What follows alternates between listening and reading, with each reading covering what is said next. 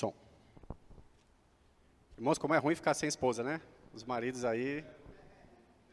Eu já estou aqui na região de Campinas, já faz cerca de 20 dias já. Amanhã já estou pegando o meu caminho de volta para casa. 20 dias sem Ana Paula, vocês podem ver que eu já começo a ficar meio torto, cabelo despenteado. Já estou sem cinto. Olha, mais uma semana acho que eu ia virar mendigo aqui em Campinas. Eu nunca fiquei tanto tempo longe da Ana Paula, assim, 20 dias é o nosso recorde nesses 12 anos de casado. E olha que a gente estava pensando a gente estava discutindo a possibilidade de eu ficar 2 meses em divulgação aqui, enquanto ela preparava as coisas lá. Se eu fosse 2 meses... No começo até que foi gostoso, viu? Eu fiquei, nossa, que alívio, né? Longe da Ana Paula um pouquinho, né? Ai, que paz. Mas não deu 2, 3 dias, eu falei, gente, cadê minha esposa? Ai, tá certo. Muito bem.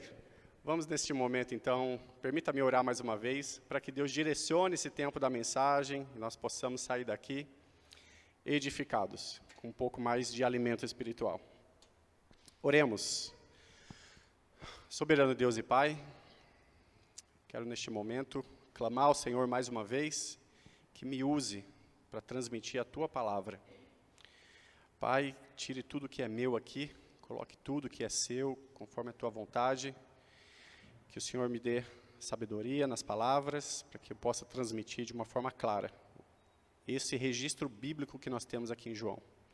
E que esta palavra também fale ao coração dos irmãos, e juntos, como família, como igreja, a gente possa crescer em graça, maturidade, sabedoria, nos aproximando mais do caráter de Cristo Jesus. Oramos em nome de Jesus. Amém, Pai. Amados, abram suas Bíblias lá no livro de João.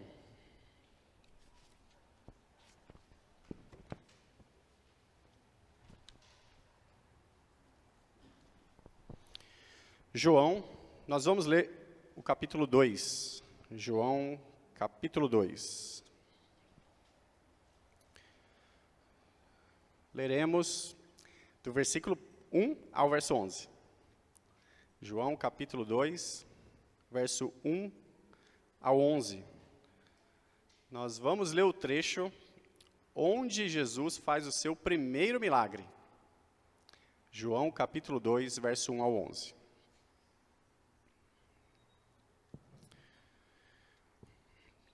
Permita-me explicar um pouquinho do que estava acontecendo aqui nessa época, falando um pouco do contexto, para que a gente compreenda o cenário e tudo se encaixe. Jesus tinha iniciado o seu ministério, foi batizado por João Batista, foi ao deserto, passou aquele tempo em jejum, sem comer, um tempo difícil, de fome.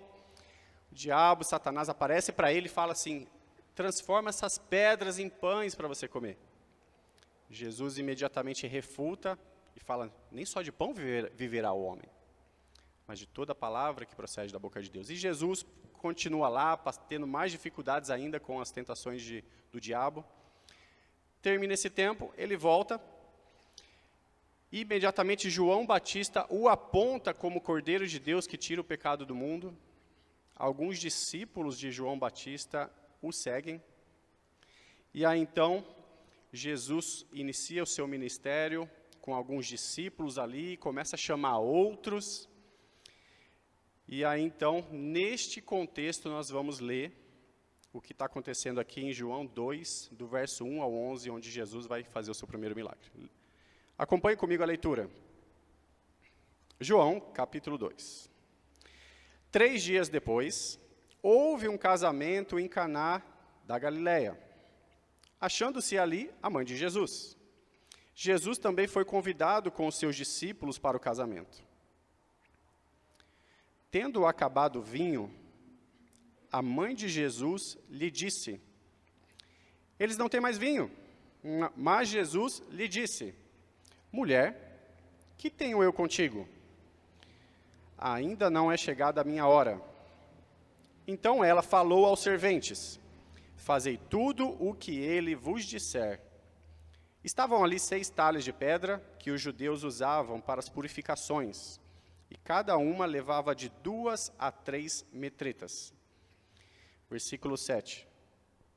Jesus lhe disse, enchei de água as talhas, e eles as encheram totalmente. Então lhes determinou, tirai agora e levai ao mestre-sala. E eles o fizeram. Tendo o mestre-sala provado a água transformada em vinho, não sabendo de onde viera, se bem que sabiam os serventes que haviam tirado a água, chamou o noivo e lhe disse, todos costumam pôr primeiro o bom vinho, e quando já beberam fartamente, serve o inferior. Mas tu, porém, guardaste o bom vinho até agora.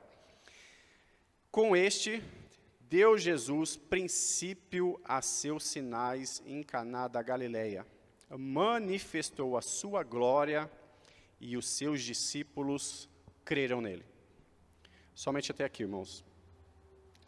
Nós temos aqui, em nossas mãos, uma Bíblia na nossa língua, preciosidade do Senhor, a vontade de Deus revelada para qualquer momento folhearmos essas páginas e nos deliciarmos com o alimento espiritual, sabendo a vontade de Deus para nós.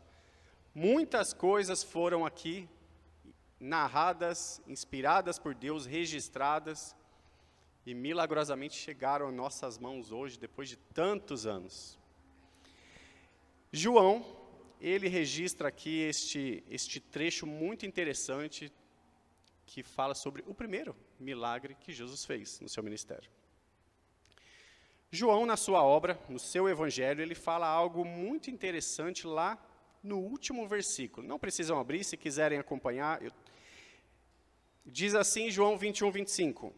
Há, porém, ainda muitas outras coisas que Jesus fez, e se cada uma das quais fosse escrita, cuido que nem ainda o mundo todo poderiam conter os livros que se escrevessem. Amém.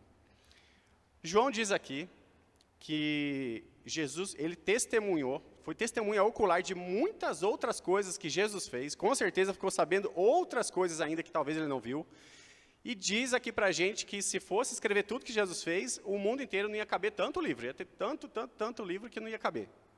Olha só quantas coisas. Só que a gente olhando aqui para o Evangelho de João, ele nos registrou 9 milagres que Jesus fez. Muitos materiais vão falar 7, mas se a gente considerar a ressurreição de Jesus, 8. Mais aquele momento onde depois que Jesus ressuscitou lá no lago de Tiberíades, que fala, lance a rede, ali foi mais um milagre também, 9. Nós temos aqui 9, analisando o livro de João, 9 milagres que Jesus fez, sendo que no livro de Mateus, nós temos o registro de 24 milagres. No livro de Marcos, 23. Lucas, 22. E João, que escreve enfatizando que Jesus fez tantas coisas, mas tantas coisas, ele mesmo só colocou 9. Mas colocou menos que os outros. Mas algo que nos chama a atenção é que desses 9, 7 milagres, que todos, mais os 2, também são 9 milagres, 5 deles são exclusivos do livro de João. O que nos leva a entender que João escreve esta obra inspirado por Deus com um propósito. Existe um objetivo disso. Selecionou estes milagres e todos eles são extremamente relevantes para ter harmonia com o objetivo que João, inspirado por Deus, estava escrevendo para que chegasse e transmitisse a palavra de Deus para nós hoje. João, então, ele registrou 5 milagres exclusivos. Isso quer dizer, irmãos, que todos eles são relevantes. Eu estou dizendo isso porque é muito comum nós, depois de conhecermos a vida de Jesus, a gente conhecer tudo que ele fez, as maravilhas que ele fez, a gente chega nesse primeiro milagre, a gente olha assim, nossa, Jesus só transformou água em vinho? Algo tão simples. E é natural a gente não dar muita ênfase. A gente, sabe quando você passa na genealogia, quando você está lendo a Bíblia toda e fala assim, vou dar uma puladinha, ninguém está vendo mesmo, vou dar uma puladinha? A gente tem uma tendência de olhar para isso que Jesus fez e tratar como algo muito simples, vendo o potencial do nosso Senhor Jesus. Transformar água em vinho é tão facinho para ele, mas não, eu quero junto com vocês essa manhã a gente poder analisar esses versículos e tirar aqui ensinos para a nossa vida. No versículo 1 ao 3, eu queria extrair algumas lições para a nossa vida, e a primeira delas é que a presença de Jesus, ela não nos isenta de crises, irmãos. Às vezes a gente está fazendo tudo certinho, está dentro da vontade de Deus. Estamos juntos com Jesus, firme na igreja, na trilha espiritual que o cristão deve trilhar. Tudo certinho, mas de repente a crise vem. Versículo 1 ao 3. 3 dias depois, houve um casamento em Caná da Galileia. Achando-se ali a mãe de Jesus, Jesus também foi convidado com os seus discípulos para o casamento. Tendo acabado o vinho, a mãe de Jesus lhe disse: eles não têm mais vinho. Irmãos, Caná, ela era uma cidade que ficava ao norte, ficava ali na região da Galileia, ficava cerca de 10 quilômetros ao norte de Nazaré, tipo daqui em Paulínia, né, 10 quilômetros, um pouquinho menos, né, porque eu estava vendo o mapa aqui, Campinas, Paulínia, dá um pouquinho mais de 10 quilômetros. Então, era bem pertinho. Porém, era um povoado bem pequenininho. Então, a chance de que eram familiares ali é muito grande, porque ali onde eu estou, né, quando nós vemos uma comunidade isolada lá na região amazônica, se eu for lá, é tudo família. É pai, mãe, irmão, tio, primo, todo mundo morando junto ali. O vô, a avó, às vezes até a bisavó está lá. A família, né? Então, Caná era uma cidade que ficava bem isolada, meio que insignificante. Nazaré, na verdade, já era reconhecida, que era um pouco maior, já era reconhecida como uma cidade meio insignificante. Tanto que, quando Filipe vai chamar Natanael, falando que encontrou Messias, Natanael, né, naquela sua personalidade, fala: o quê? O Messias é de lá? De Nazaré? Pode vir alguma coisa boa? Imagina Caná. Então, este era o perfil da cidade. Jesus e seus discípulos foram convidados, e chegando lá, Maria já estava lá. O que isso nos leva a entender, talvez, não sabemos ao certo, né? O registro bíblico não fala, mas pode ser que ali sejam familiares, talvez até mesmo, né? Familiares ali de Jesus, de Maria.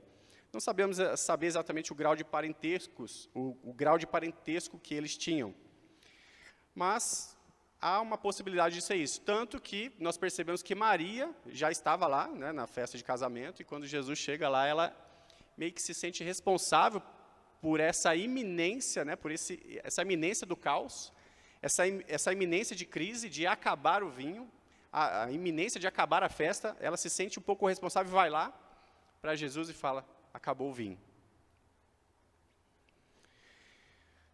O casamento naquela época, irmãos, chegava a demorar, né, pela cultura, muito tempo, comparando com hoje em dia, né? A gente gasta tanto dinheiro para casar, né? Não sei vocês, mas quando eu casei com a Paulinha queria tudo bem bonito. E quanto mais bonito, mais caro, né? É assim que é. E um dia só, eu acho que foi a vez que eu gastei mais dinheiro por hora na minha vida, né? O casamento, considerando o tempo. Se eu soubesse, depois a gente cortou o bolo, o pessoal foi tudo embora. Eu falei: não, vamos aproveitar mais, gastei muito dinheiro, gente, fica aí. Não, o pessoal foi embora. Mas naquela época, o casamento chegava a demorar uma semana, que era tradição. Comendo, bebendo, e muitos hospedados, que vinham de longe, né, os convidados, para prestigiar os noivos, e tinham que ficar ali. Aí os noivos tinham que bancar comida, bebida, hospedagem, a música ali, não era fácil. Então, o próximo que vai casar aí, se quiser fazer nos padrões bíblicos, é uma semana. Tá bom? Prepara aí o bolso. Então, o vinho para aquela época, acabar, irmãos, era uma humilhação, porque ia acabar a festa, tudo girava ao redor do vinho. Não tinha variedade de coisas que nós temos hoje no casamento, né? Tem docinho disso, daquilo, nossa, tem isso, daquilo. Mas o vinho era o centro, simbolizava a alegria, a festividade, e acabou o vinho, é igual cortar o bolo, acabou a festa. Os que tinham dinheiro faziam a festa durar, às vezes se esforçavam para ficar um pouquinho mais de uma semana, né, para ostentar. Os que não tinham se esforçavam para manter a tradição, a cultura de uma semana de festividade. Então os noivos estavam se casando, se esforçando para realizar a festa, convidaram famílias e amigos, eles estavam fazendo tudo certo, né, tudo certinho, estavam se casando, conforme a tradição, mas de repente a crise surgiu. A chance deles serem humilhados ali aconteceu. A chance do casamento acabar surgiu. Jesus estava lá e a crise surgiu, irmãos. Não é verdade? Quantos de nós estamos fazendo tudo certo, em comunhão com Jesus, e a crise vem? A gente nem imagina. Quando a gente é novinho na fé, né, a gente imagina que se a gente ficar firme com Jesus, nada de mal vai nos acontecer, nunca teremos problemas. Na verdade, o povo incrédulo busca isso. Eles querem ir para a igreja para resolver os seus problemas financeiros, os seus problemas de saúde, achando que não vai ter problema nunca mais, mas na verdade não é assim. Estava lá, os noivos, fazendo tudo certinho, a presença de Jesus, e de repente a crise vem. O casal Azael e Edicleia, querido do nosso coração, um casal que amamos demais. Discipulamos ele, aconselhamos, depois demos estudos de casais, nós interagimos constantemente. O Azael me ajuda lá em casa, às vezes eu levo ele para me ajudar lá no hangar, fazer as manutenções, sempre conversamos. Outro dia eles chegaram lá e falaram assim, gente, a nossa vida, parece que depois que nós decidimos ficar firme com Jesus, a nossa vida está muito mais difícil. As tribulações, problemas, as pessoas, eu não sei explicar, mas as coisas estão muito difíceis. E nós falamos, Azael, Edicleia, fique firme, é assim mesmo. Fique firme no Senhor, tenha coragem, porque ao passar por essa crise você vai ver como Deus cuida da gente. Fique firme, passe por isso com alegria, ciente de que é um privilégio nós sofrermos pela causa de Cristo, conforme diz lá em Filipenses. Então, a presença de Jesus não nos isenta de crises, irmãos, de passar problemas. Do versículo 4 ao 10. Mas Jesus lhe disse, mulher, que tenho eu contigo? Ainda não é chegada a minha hora. Nós vemos aqui nesse versículo 4 que Maria, ele foi até Jesus. Maria foi buscar alguma coisa com Jesus. Que esse é o segundo ensino, sabe, algo que eu tenho no meu coração que eu queria compartilhar com vocês. O segundo ensino é que se nós buscarmos a Jesus, nós podemos superar. E não importa o tamanho da crise, não importa o tamanho do problema. E a gente percebe que quando Maria foi buscar o Senhor Jesus, ao invés dele chamar Maria de mãe, mãe, ele chama ela de mulher. E já teve uma pessoa que falou assim, por que isso? Apesar de hoje, na nossa cultura, no nosso prisma, né, na nossa visão, assim, nós acharmos que parece algo desrespeitoso. Quem de vocês chama a mãe de vocês de mulher, né? Imagina, a mãe fala assim, vai tomar banho. Fala, mulher, hoje não. vai arrumar sua cama. Fala assim, mulher, mais tarde, né? Vai soar como algo desrespeitoso. Mas nós vemos outras passagens bíblicas de Jesus se relacionando, né, conversando lá com algumas mulheres e chamando elas de mulher. Então nós podemos perceber que pela cultura, pela forma como Jesus interagia ali, chamar de mulher, naquela cultura era algo, não era desrespeitoso. Era a forma como Jesus se dirigia às mulheres. Existe aqui duas passagens, né, que eu coloquei de duas, mas tem mais, de Jesus se relacionando com a mulher lá no poço, né, a mulher samaritana. Ele chama ela de mulher, está lá em João 4, 21. Então Jesus se relacionava com as mulheres de uma forma respeitosa. E o próprio Senhor Jesus, nós conhecemos bem Ele, não é verdade? Nós sabemos que se alguém que ama, é Jesus. Se alguém que tem respeito, é Jesus. Se alguém que é santo, é Jesus. Então, se Ele chamou Maria de mulher, pode ter certeza que não soou como nada desrespeitoso. Versículo 4. Ele disse assim, que tenho eu contigo? Que tenho eu contigo? Aí, então, não, tá vendo? Desrespeitoso mesmo. Estou falando, é desrespeitoso. Olha a forma como ele falou com a mãe dele. Que tenho eu contigo? Mas, mais uma vez, olha só como é bom a gente servir um Deus que sabe todas as coisas. Aqui, neste versículo, independente de qualquer coisa, nós percebemos que aqui está claro que Jesus fez este milagre não por ordem de Maria. Maria não teve nada a ver com este milagre. Jesus aqui, falando isso, fazendo com que isso chegasse a nós nos nossos dias, é um dos ensinos e um dos argumentos que refutam qualquer coisa, qualquer tipo de doutrina que prega Maria como intercessora, não é verdade? De que ela pode interceder por qualquer pessoa para ter a salvação com Jesus. Existem algumas doutrinas que falam isso. Que se você for lá buscar Maria, mesmo se você morrer em pecado, ela vai lá, intercede com Jesus e você é salvo. Acabamos de ver que isso não existe. Ele mesmo diz, ele fez esta, que tenho eu contigo, é a pergunta certa que responde perguntas erradas. Não é verdade? Essa pergunta que ele fez já nos mostrou e já nos deu a resposta de muitas coisas erradas que são pregadas por aí hoje. Que tenho eu contigo? Ainda não é chegada a minha hora. Neste trecho, eu pesquisei bastante sobre isso, porque tem muitas posições doutrinárias quanto ainda não é chegada a minha hora. Mas uma que eu creio que eu queria compartilhar com vocês é que ele está falando sobre o final, né, sobre o tempo de sofrimento e morte dele. Porque a palavra grega que ele está usando aqui, ainda não é chegada a minha hora, a palavra grega, é a mesma palavra grega que ele está usando lá em 12:27, que diz, agora a minha alma está perturbada, e que direi eu? Pai, salva-me desta hora, a mesma palavra que ele usou. Mas salva-me desta hora, mas para isto vinha a esta hora a mesma palavra.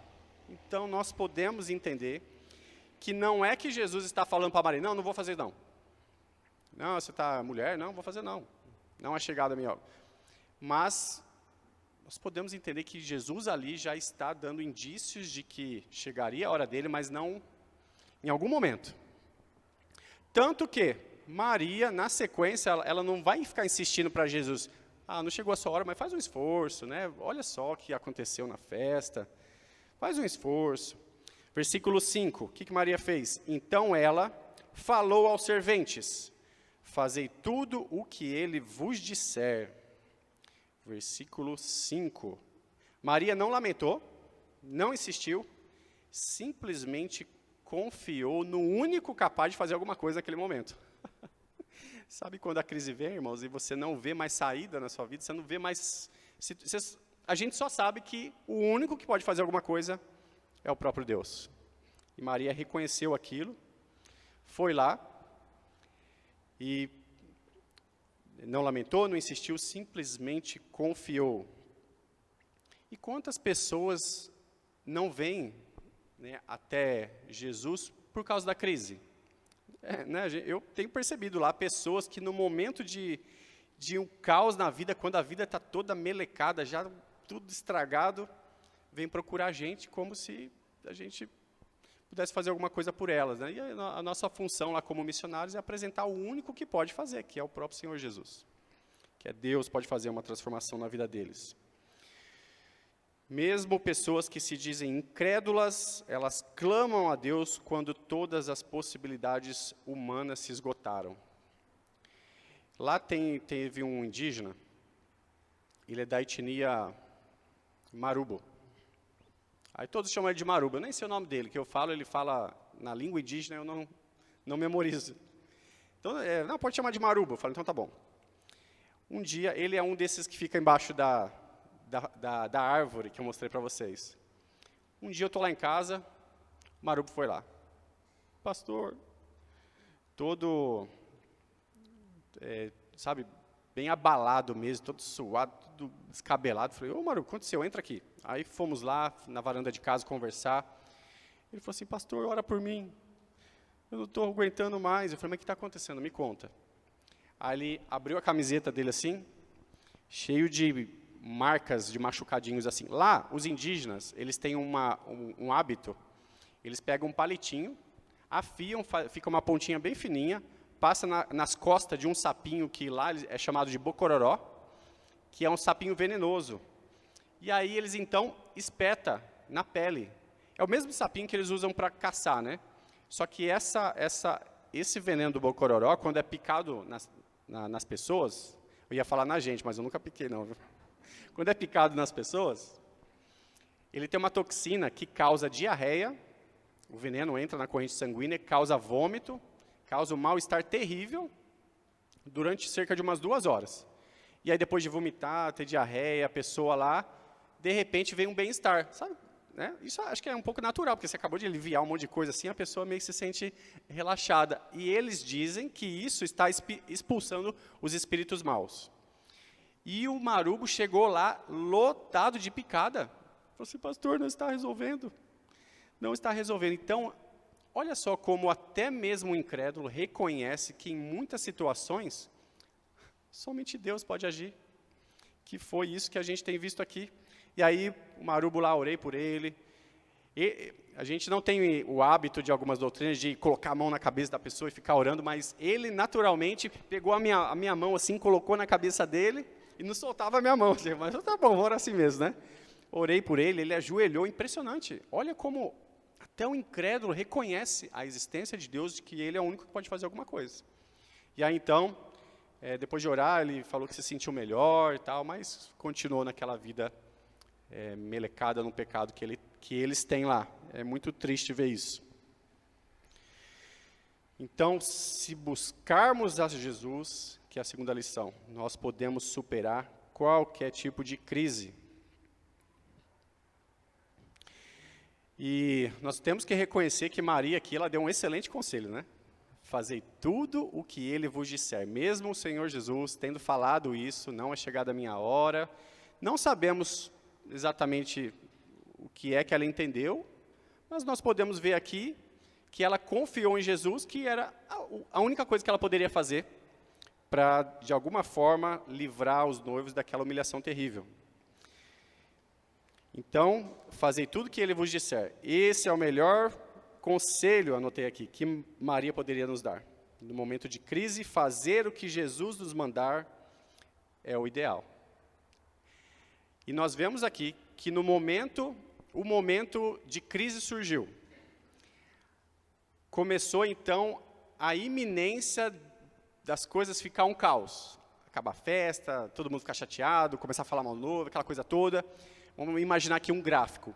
O agente que foi transformador para livrar dessa humilhação foi a obediência dos serventes. Naquele momento, se eles tivessem falado o quê? Encher as talhas de água? Não, esse negócio não. Não sei o quê, o caos estaria instalado. Mas, no momento que os serventes decidiram obedecer a Jesus, dali em diante, o gráfico começa a subir de novo para restaurar o bem-estar, a crise desaparecer. Então, isso também nós podemos tirar de ensino para a nossa vida, que o obedecer ao Senhor Jesus, confiando de todo o nosso coração, mesmo quando a gente não entende, é o ideal para nós fazermos.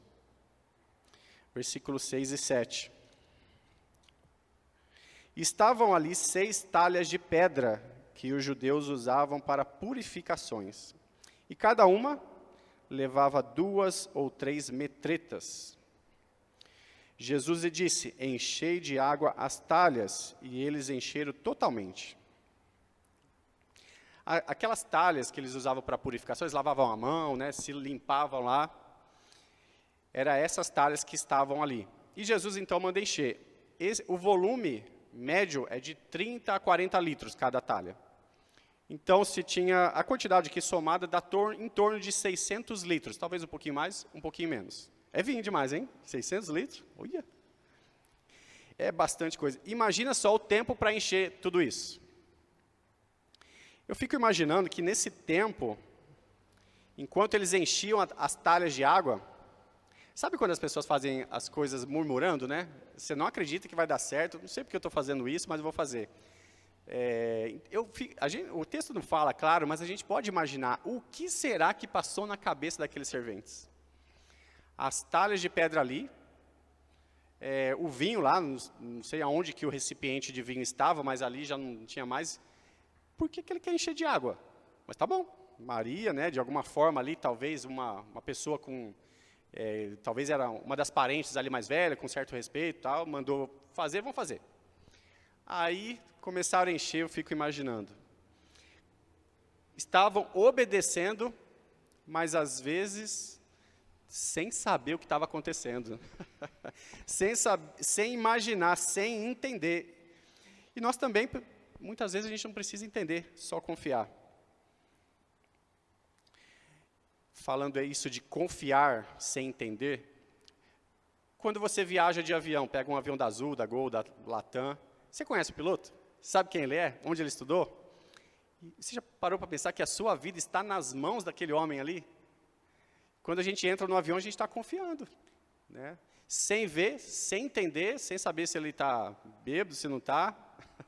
Quem assiste muito Mayday de desastres aéreos, aí já entra olhando aí, os caminhões de abastecimento está ali mesmo, tá? O pessoal está, se o piloto não está bêbado, que a gente vê tantos casos lá, né?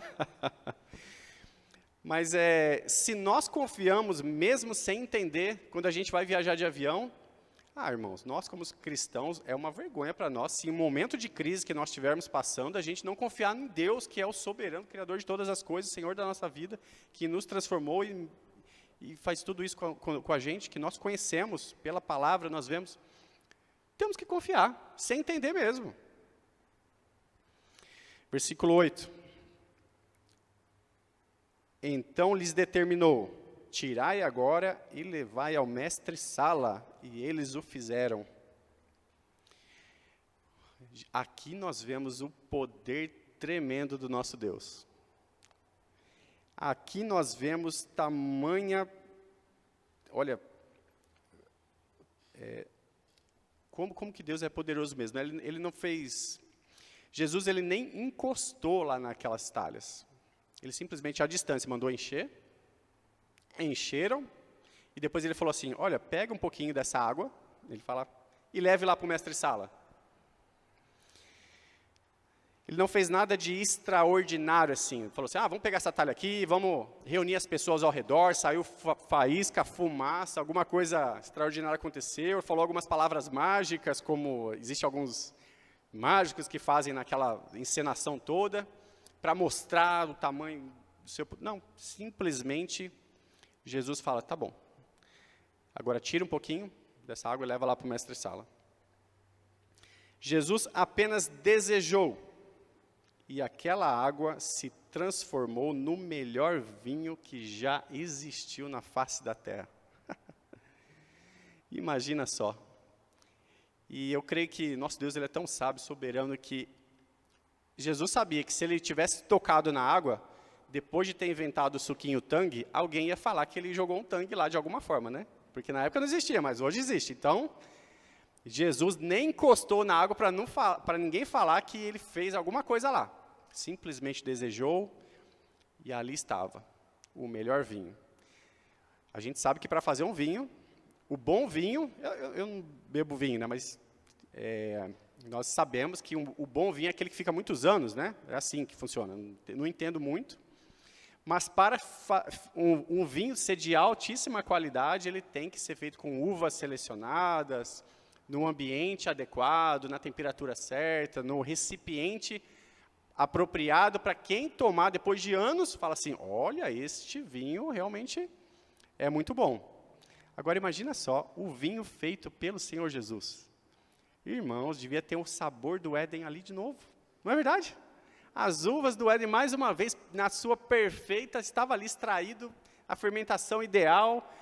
Que privilégio desse povo de tomar o melhor vinho feito pelas mãos do Senhor Jesus. Já pensou que coisa? Fazer vinho realmente não é algo fácil. Nosso Senhor Jesus faz esse vinho somente pela sua própria vontade. E mesmo com uma água sem qualidade, provavelmente, né? Porque para encher aquelas talhas, pegaram algum recipiente, foram em algum lugar lá e ficaram trazendo a água e enchendo. Alguma coisa assim. Não creio que tinha mangueira, né, naquela época. Então, é recipiente. Então, a facilidade para contaminar essa água devia ser muito grande. E aí, quando a gente bebe a Coca-Cola daquelas máquinas e a Coca-Cola da garrafa, você já percebe a diferença de qualidade, né? Olha, usaram a água da torneira para fazer Coca-Cola, para ficar mais barato, gente. Aqui, certeza, né? Então, você sente a qualidade da água, mas não importa. Jesus, com água boa, água ruim, ele foi lá e fez o melhor vinho de todos. Versículo 9 e 10. Tendo o mestre-sala provado a água transformada em vinho, não sabendo de onde viera, se bem que sabiam os serventes que haviam tirado a água, chamou o noivo e lhe disse: todos costumam pôr primeiro o bom vinho, e quando já beberam fartamente, servem o inferior. Tu, porém, guardaste o bom vinho até agora. Ali, o mestre-sala, que não era discípulo de Jesus, talvez conhecia Jesus de vista, né, por ser um povoado pequeno, a gente não sabe bem como é, mas ali, naquele momento, um incrédulo era a pessoa ideal para testificar a qualidade. Porque se fosse um discípulo de Jesus, o que a gente podia deduzir? Ah, não, é discípulo de Jesus, claro que vai falar que é bom, né? Mas não, era o mestre-sala, um homem ali que não sabia de onde tinha surgido aquele vinho, ninguém contou para ele, e ele testificou a qualidade daquele vinho.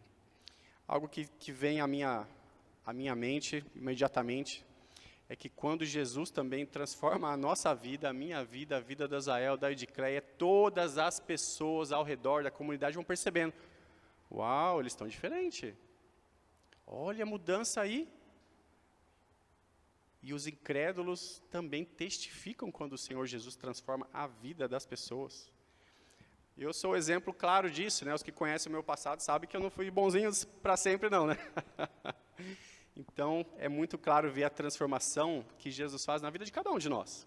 Cada um de nós temos os nossos desafios, as nossas vidas, o caos que a meleca que a gente se envolveu do pecado e como nós fomos transformados pelo Senhor Jesus. Maravilhoso. Por causa de Jesus, aquele casamento saiu da iminência de humilhação e vergonha para ser lembrado como o casamento que teve o melhor vinho de toda a história. Quanta gente se casou naquela época, né? Mas a gente está lembrando desses noivos. Olha quantos anos depois, né? 2000 anos depois. E estamos lembrando desse noivo. Quantos outros se casaram, ninguém faz nem ideia de pessoas que existiram. Mas esses noivos tiveram esse grande privilégio de ser lembrado como o melhor vinho de todos. A crise vem, irmãos, para que a gente conheça melhor a Deus. Isso eu posso garantir para vocês. Não tem sido fácil o nosso ministério lá na região norte. Nem tudo a gente passa para a igreja, a gente vai lá, enfrenta as lutas do dia a dia, a gente percebe as dificuldades que a gente vai passando, e quanto mais a gente se expõe às situações e vai passando por problemas e crises, Deus vai se fazendo presente de uma forma maravilhosa. Impressionante como as crises vão nos trazendo maturidade, vai nos dando crescimento. Lá tem um ditado lá no Amazonas, né, que o mar bravo, quer dizer, mar calmo não formam bons marinheiros. E é verdade, né? Porque quanto mais bravo a gente navegar, quando pegar um riozinho lá tranquilo, você já está bom, né? Então, quanto mais o pau está quebrando, melhor a gente fica.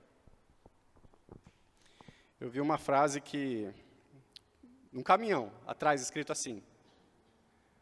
Olha só, né? Não é inspirado, nada, mas vou contar do mesmo jeito. Nada a ver, né? Deus dá as melhores batalhas para os maiores guerreiros. Aí estava lá, acho que Deus me confundiu com o Rambo. É engraçado, né? Engraçado. Só para descontrair um pouco. A crise vem para que a gente conheça melhor a Deus. Irmãos, Azael e Edicleia foram lá em casa, falaram. Nós estamos com muitos problemas. Não está sendo fácil. Decidimos ficar firme com Deus, mas as coisas estão difíceis. Falamos com eles, fiquem firmes. Resistam. Buscam fazer a vontade de Deus independente de qualquer coisa. E eles resistiram. Agora, recentemente, o cacique lá da comunidade indígena escolheu o Azael para transportar os professores ali na comunidade. E trabalho, assim, não é algo muito fácil, né? Eles têm que, para se sustentar, eles têm que ir lá plantar alguma coisa. Emprego é muito difícil lá. Na comunidade, que tem tantas outras pessoas que têm canoa até melhor do que a dele, o cacique simplesmente foi lá e escolheu o Azael para transportar os professores e os alunos, né, da escola indígena lá. E aí ele foi na igreja, testemunhou isso, falou que tudo isso, né, que a vida com Jesus é muito melhor, que tem luta, mas que Deus os honrou, e ele até chorou lá dando testemunho. Foi muito bonito de ver como isso nos alegra. Só que Deus, às vezes a gente passa por situações, por crises, e Deus ele não nos deve explicações. A gente percebe isso através da vida de Jó, né? Como que Jó teve tantos problemas na vida daquele homem. E ele questionava a Deus, por quê, por quê? E aí Deus disse, quem é você, Jó? Onde você estava quando eu coloquei as estrelas do céu? Né? Onde você estava quando eu fiz isso, quando eu fiz aquilo? A gente não é nada comparado com Deus. Deus não nos deve explicação nenhuma. Deus nunca explicou a Jó, não é verdade? Mas a gente percebe que Jó, ele resistiu, foi firme diante da crise, e aí depois no final da vida, mesmo sem saber a explicação de nada disso, depois ele vai entender, né, mas mesmo sem saber o porquê disso tudo, ele disse que antes eu só te conhecia de ouvir falar, mas agora eu te vejo. Então, irmãos, a crise vem para que a gente saiba que Ele é Deus, que Ele está lá cuidando de nós. E quanto mais a gente se expõe para fazer a obra missionária, mais problemas a gente tem, perseguições, como eu comentei, só que mais a gente vê a mão de Deus sobre a nossa vida. Impressionante. Às vezes a gente está aqui na igreja envolvido com as coisas, a gente está num ambiente tão seguro, que Deus não precisa fazer quase nada para cuidar de você. Aí você, Deus está aqui, mas eu não percebo muito bem, né? Vai se expor a algum perigo, algum trabalho pelo nome dele. Nós percebemos claramente que Deus está conosco, irmãos. Deus está cuidando. É impressionante servir a esse Deus.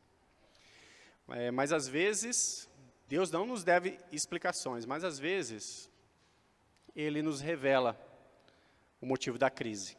Eu estava sobrevoando a floresta amazônica, voando durante 1h30 em cima da floresta, árvore, sumia dos olhos, igual o vídeo que vocês viram ali, né? Aí cheguei no meu destino, que eu ia pousar na cidade de Santo Antônio do Içá. Lá tem a base da missão ABWE, tem um outro piloto lá que a gente se ajuda, e eu ia dormir lá, porque já estava no final do dia, até que eu ia dormir na casa do Loi, para depois eu decolar no outro dia, porque eu não voo de noite, né? É muito perigoso. Só que, apesar da aeronave ser anfíbia, eu não gosto de pousar na água. A água é muito, vou falar mais 2 vezes, muito perigoso pousar na água. O rio ele tem correnteza, tem sujeira, dependendo da área, quando eu não conheço bem o rio, né, eu não sei o que está debaixo, o rio sobe, o rio desce, quando ele sobe, a água vai entrando para dentro da floresta e arrasta um monte de tronco, galho. Então, se eu vim com o avião em alta velocidade, pegar um pedacinho de madeira pequeno, isso já pode furar o casco do avião, encher de água e eu vou naufragar, perco a aeronave mesmo. Isso já aconteceu, eu estou em grupos de aviação, eu vejo isso acontecer por aí. O avião é feito com o mesmo material da lancha, né, que anda no rio. Porém, a lancha é muito grossa. Ela bate, machuca, mas não fura porque é grossa. A lancha não voa, mas o avião tem que voar. Então, é muito fininho, tem que ser leve. E eu lá, para pousar em Santo Antônio do Içá, vou descer o meu trem de pouso não desce. Não desce, tentando, não desce.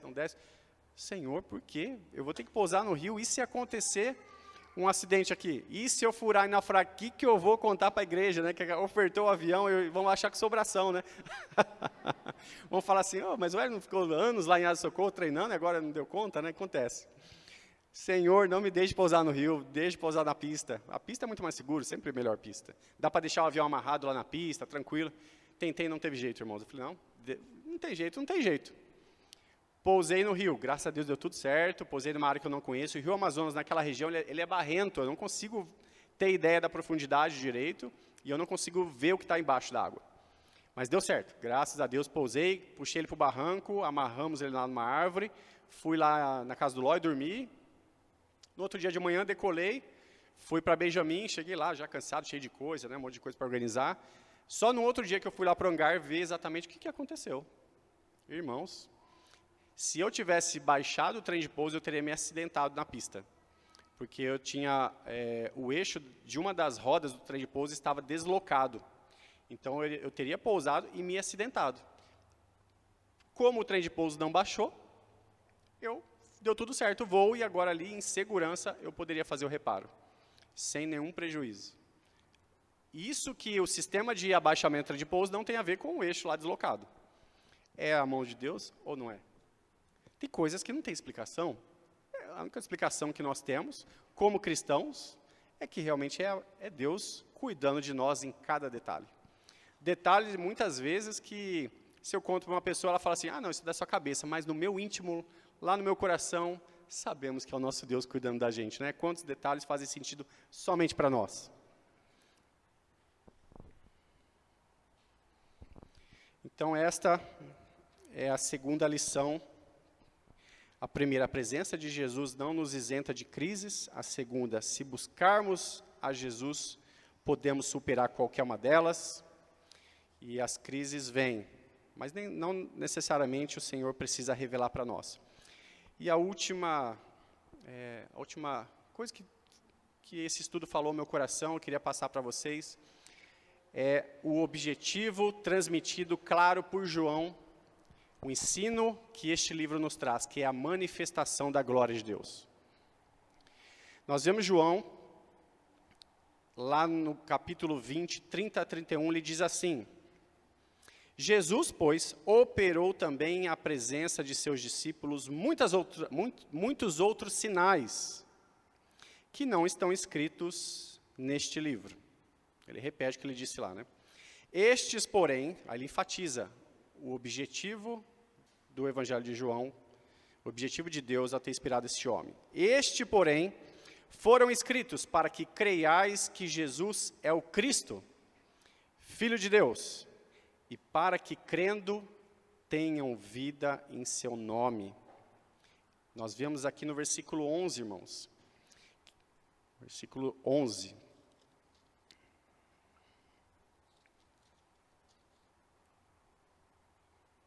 Deixa eu virar aqui o ventilador, virou minhas páginas. 2, versículo 11. Com este, deu Jesus princípio a seus sinais em Caná da Galileia. Manifestou a sua glória e os seus discípulos creram nele. Interessante como Jesus, ele se relaciona, ele tem um objetivo específico na vida de pessoas específicas. Nós percebemos que a vontade do Senhor Jesus aqui foi feita. O objetivo que ele tinha com tudo isso foi concretizado, que foi manifestar a sua glória, para que os seus discípulos crescem nele. E pronto. Talvez o mestre-sala não ficou sabendo exatamente o que aconteceu, mas nós podemos imaginar que depois ele foi querer saber de onde veio aquele vinho de tanta qualidade. Talvez os convidados estavam lá, talvez dançando, talvez comemorando, sem saber tudo o que aconteceu, e somente depois de tomar aquele vinho melhor, querem saber quem é o fornecedor.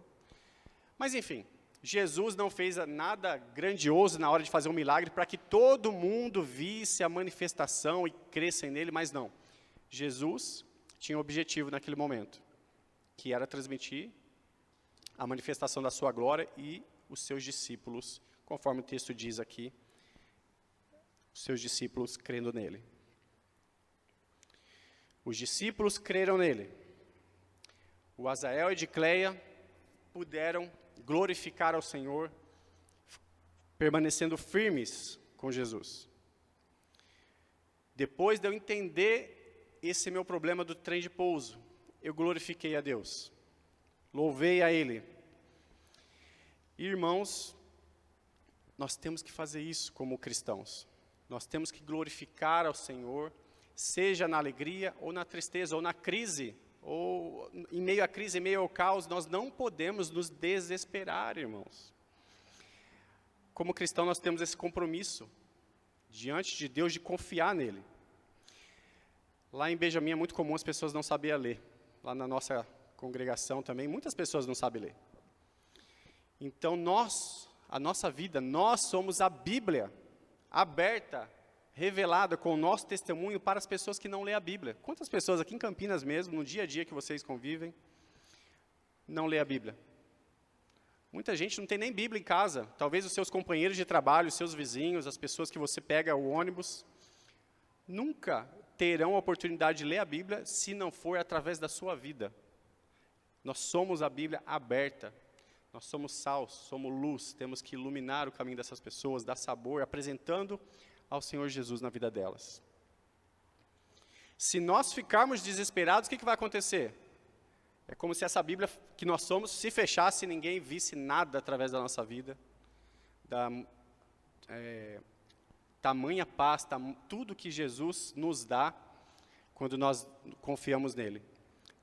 Se nós nos desesperarmos, desviarmos o nosso olhar de Jesus e começarmos a colocar na medicina, ou nos profissionais, ou em alguma pessoa específica, ou no dinheiro, ou nas coisas materiais, para tentar se acalmar, como é que nós vamos glorificar a Deus?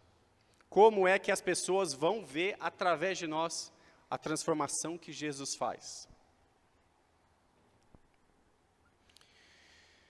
Alguns criticam ao Senhor Jesus pelo fato dele ter transformado água em uma bebida alcoólica. Muito comum, né, a gente pegar alguns comentários por aí. Tem até piadas que me fazem lá em Benjamin. Mas, irmãos, nós entendemos o contexto, entendemos a cultura. Estudando, a gente pode entender por que é que Jesus fez isso. Mas mesmo que nós não pudéssemos entender a cultura, o contexto, a situação, o cenário que ali estava acontecendo, mesmo que a gente não pudesse entender nada disso, mesmo que a gente não compreendesse tudo isso, nós jamais deveríamos ousar questionar o nosso Senhor Jesus. Enquanto a sociedade critica, a sociedade que não busca, critica, nós, crentes no Senhor Jesus, cristãos fiéis, sinceros, com o coração disposto, nós o adoramos.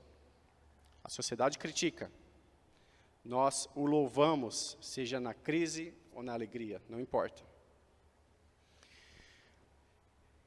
Jesus fez tantos outros milagres, na verdade, este foi o primeiro. Jesus ele foi soberano sobre a biologia, curando cegos, paralíticos, leprosos. Ele foi soberano sobre a natureza, moveu peixes para as redes, andou sobre as águas, acalmou a tempestade. Ele foi soberano sobre o inexplicável. Jesus fez aparecer uma moedinha dentro de um peixe para pagar os impostos ali, um peixe que... Como que isso é possível? Multiplicou pães e peixes, ninguém entendeu nada. Como que pôde? Se fosse calcular todo aquele peixe e pão, era para aquela cesta ser tão pesada que ninguém conseguiria carregar, mas de repente, nosso Senhor Jesus foi soberano sobre o inexplicável. E ele escolheu fazer o seu primeiro milagre, mesmo diante de tantos milagres grandiosos, esplêndidos, coisas que deixa qualquer um de boca aberta, ele resolveu fazer o seu primeiro milagre e manifestar a sua glória neste singelo casamento. Talvez até de pessoas sem muita renda, né? Porque acabou o vinho. Com certeza eles se esforçaram para a festa, mas mesmo assim acabou o vinho. Talvez não tinha tanta renda e Jesus ali escolhe essa situação para iniciar o seu ministério, para manifestar a sua glória. O que isso nos ensina? Casamento não foi uma invenção humana, né? Não foi um acordo do governo, a partir de tal, tem um decreto tal, que vai existir um negócio chamado casamento. Não. Casamento foi inventado pelo próprio Deus. Ele foi lá, tirou a costelinha de Adão, fez Eva e levou Eva até Adão, e ali então cria o casamento, a família, algo que Deus se alegra e se agrada de ver. O que isso nos ensina é que Jesus ali, naquele casamento, algo que ele próprio inventou e aqueles noivos estavam se esforçando para honrar, para ficar dentro da vontade de Deus, Jesus ali quer honrar esse casamento. E livra então os noivos daquele caos. E Jesus aqui também me faz lembrar, espero que te faça lembrar também desse simbolismo do casamento, de que a igreja é a sua noiva. Ele é o noivo. E aguardamos ansiosamente pelo dia que nos encontraremos, que ele virá buscar a sua noiva, não é verdade? Oh, irmãos, como eu aguardo esse dia. A igreja verdadeira o aguarda. A igreja que só Jesus basta. A gente tem visto muitas igrejas que não são verdadeiras, que só Jesus não basta. Eles querem Jesus e mais alguma coisa. Jesus e uma bênção específica, Jesus e recursos, Jesus e bens materiais, um carro melhor, uma casa boa, Jesus e isso, Jesus e aquilo. Mas para nós, igreja verdadeira, só Jesus nos basta. E este casamento nos traz à memória este símbolo de que Ele é o noivo que virá nos buscar a sua noiva. Eu quero encerrar lembrando você que Jesus, ele é especialista em transformar água em vinho, mas ele também é especialista em transformar a vida de um pecador perdido. Ele transformou a minha. Se você ainda não teve uma vida transformada por ele, as portas estão abertas. Ele diz: vinde a mim todos que estáis cansados, sobrecarregados, oprimidos, e eu vos aliviarei. É por isso que nós estamos lá em Benjamim. O trabalho lá não é fácil, é duro, o povo é difícil. As coisas lutam contra nós, a própria natureza, o mato, o calor, as dificuldades logísticas lutam contra o avanço da igreja. Mas dispostos a sofrer pela causa de Cristo, dispostos a glorificar a Deus em todas as situações, nós avançamos com a graça e misericórdia dele. Não pensa que tem braço e perna da Ana Paula em todas essas coisas que Deus está fazendo, não tem nada. Aliás, se fosse depender de Ana e Ana Paula, a gente estaria fazendo tudo errado, né? Tinha nada certo. Tudo pela graça e misericórdia do Senhor. Nós estragamos tudo que nós tocamos. Já o Senhor Jesus transforma tudo que Ele toca. Ele diz em Apocalipse 21:5, eis que faço nova todas as coisas. Então, queridos, eu queria recapitular os nossos pontos da exposição desse trecho. Primeiro, que a presença de Jesus não nos isenta de crises. Segundo, se nós buscarmos a Jesus, nós podemos superar qualquer crise. E terceiro, a manifestação da sua glória no casamento. E nós devemos, como cristãos, testemunhar isso para as pessoas aí fora. Que a gente seja a Bíblia para aqueles que não a lê. E que Deus abençoe cada um de vocês, dando coragem, sabedoria, para realmente fazer tudo para a honra e glória dele, conforme o livro de João nos ensina. Vamos orar mais uma vez para encerrar esse tempo. Oremos. Soberano Deus e Pai, aqui estamos mais uma vez, expondo a Tua palavra. Espero que cada um aqui possa ter compreendido, faça com que o Espírito Santo do Senhor dê discernimento, que todos nós, como igreja, como família, nós possamos colocar tudo isso em prática, lembrar desse trecho para gravar firme em nossos corações e aplicar na nossa vida e ensinar a outros. Obrigado, Pai, pelo Teu amor, obrigado pela manifestação da Tua glória, obrigado por esse registro chegar em nossa língua, onde a gente pode ler, se alimentar. Obrigado, Pai, por esta igreja que cuida de nós, investe na Tua obra através da nossa vida. E Te louvamos, Pai. Em nome de Jesus. Amém.